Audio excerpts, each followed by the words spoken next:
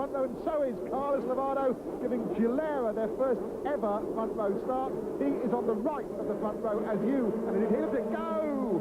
Cadalora on this side, somebody's charging from the second row. It's Reggiani and Romboni, I believe, Keith. Deliano Romboni. Romboni got an absolute flyer, and it looked legitimate to me as well. I was looking straight at it. So Reggiani and Romboni dive into the first bend. Well, there are still damp patches around this track, but most of these riders have started on slicks, and they're very close to the white line. So then, Romboni leads from Reggiani from Cadalora. That's it at the moment. Well, Carlos Lovato did not. Oops, that's big sit-up there. Who's going to take to the grass? Well, nobody, miraculously. the sit-up was Biaggi, Keith, getting out the saddle but getting back on the gas straight away. I was just about to say that Carlos Lovato has obviously not made a good start. I'm trying to spot him. I'll tell you where he is as soon as I can. But it's Romboni, the man that we didn't expect to be leading this race, even though he qualified in 5th place. Well, I say we, it was a royal we, because Julian did actually expect him to be somewhere up the front there. I think this track, Keith, will show up his riding ability, not the lack of power from that RS kitted Honda. Now, look for number 14 and Carlos Lovato as they come through. Where is he, Keith? Where is he? Well, Wilco Zeelenberg was right up there as well, I noticed, on the Suzuki. So the injured Zeelenberg is somewhere in this front 8. We look back down the grid to see who's where. The two Gileras are together towards the back of the main pack. Here they are, I think. Well, we changed shot just when Julian got a hold of that one, but Lovato, who qualified in 4th place in a front row position, is struggling with that and restarted race. And so that's a disappointment indeed for the Gilera team. The other man who's mired in the pack, Keith, is Pierre Francesco Chili, and he's the man who is really carving through at the moment, making up places every lap as Doriano Romboni, number 15, a man who has won 2 125 Grand Prix, and to me has been an absolute hero for the past 2 years in 250s on underpowered motorcycles. And there's a demonstration as Loris Reggiani just blasts past him on the straight. Oh yeah, there's no argument about that. That's a great shame for Romboni, but of course, we go back to the thing we were talking about earlier. If Reggiani manages to win this race, I don't know when the last time was that the Japanese didn't win a solo Grand Prix at one Grand Prix race meeting like this one, because so far Kajivra won the 500. It's going to be about 30 years ago, Keith. The last time an Italian... I'll come back to that. Let me do his statistics, Keith. An Italian bike leads at the moment. It's the works of Aprilia of Reggiani. The pole man, Luca Cadalora, is in 2nd, and young Doriano Romboni clinging on to 3rd place in front of Alberto Puig on that least Aprilia. Yeah, well, Loris Reggiani he is another hero, isn't he? He has that bike set up to steer really, really quickly. It's metastable. It's almost unstable in a straight line because all the injuries he's had over his career mean he can't move about as he'd like to. So every bit of steering input he puts into the thing is responded to instantly in an almost magnified manner by the motorcycle. He has it set up so differently from Pierre Francesco Chili's bike, which is much more stable and predictable, if you like. Well, whatever he does to it, he does a good job, and it's certainly no faster there, and Cadalora went straight through there, but I was about to say the Aprilia is no faster than the Honda. Cadalora just really did do a number on him at the end of the straight. A superbly timed move there by Luca Cadalora. So, Loris Reggiani then, relegated to 2nd place, and here it is again. Certainly the Honda looked no faster to me along the start and finish straight. Cadalora did a classic out-braking manoeuvre, scrubbing speed off on the brakes into turn 1.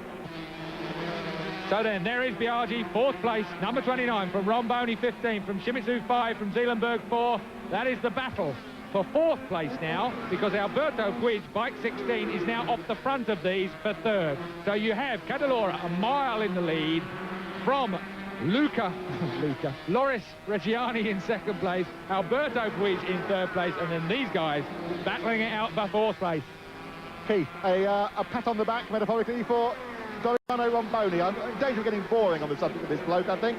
Yes, Keith agrees with that last phrase. Anyway, the guy is riding the wheels off this RS. He is, to me, compare him to Cafe Rossi for me. Do you think he's as good a rider? Romboni, well, when he rode 125s, I remember we used to have heart failure kittens, whatever you want to use, in the commentary box over some of the antics he got on. He got named Rambo Romboni, quite justifiably in my view, after T-boning, pushing, shoving, falling down without any assistance. And in the 250, he's maturing better and better every race meeting. And really, he's one of the youngsters that can do very well indeed. Certainly a real stylish and charging type of a fella. So, Keeley is up to 5th. That's Zeelenberg. Well, we're having a good look now as Biaggi is coming under even closer attention from Romboni. Steve Islop, you know Biaggi very well back in our studio. And pink knee sliders? Yeah, last year Biaggi was always on about he liked my pink helmet and my pink knee sliders that I used last year, so I gave him some pink knee sliders. And I noticed this year, the first thing I noticed at the start of the season was he had a pink helmet, and he's now got Dainese to make him some knee sliders, some pink ones, but he had them at Holland anyway. But I'm quite amazed at Romboni's RS much, and Biaggi's Aprilia on speed there. I think his mechanics must have been doing a lot of work, because having rode a kitted Honda last year, I know it wasn't all that quick. And Romboni's bike seems to be on the pace there. Seems to be right on the pace. Let's have a word with Andy Kershaw. This is the first time you've seen Biaggi, I understand. It is, yeah. I'm quite impressed with him. I'm also impressed with the way Romboni. He's a courageous devil. I mean, he's not.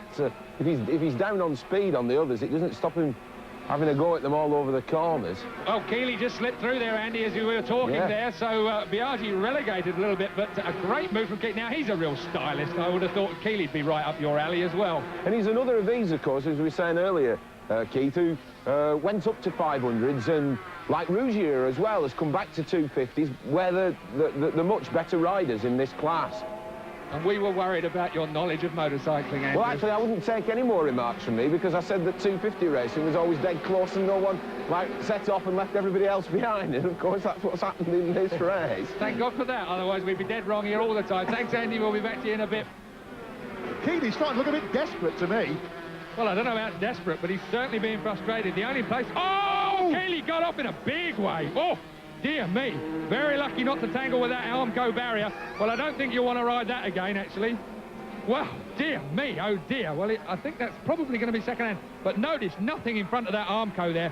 Very lucky man indeed not to hurt himself severely. That bike is not rideable. It's got no footrest on the right-hand side.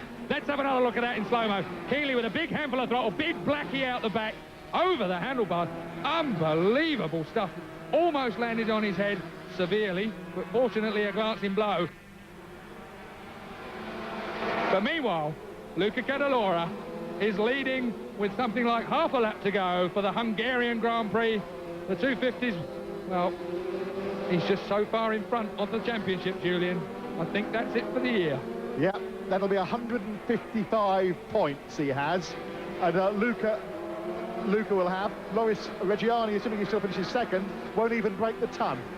So then, the last bend time, Luca Cadalora drives out onto the start and finish straight. That's it, a big wheelie or a little wheelie and another yank on the handlebars. Well, it's a long way out of the corner, isn't it, Luca? So you couldn't quite wheelie over it, but the win means the same anyway. There's confirmation. Luca Cadalora is the winner. Loris Reggiani second, Puig third, and we did call the rest of them right. Shimizu fourth in front of Zeelenberg and Bradl.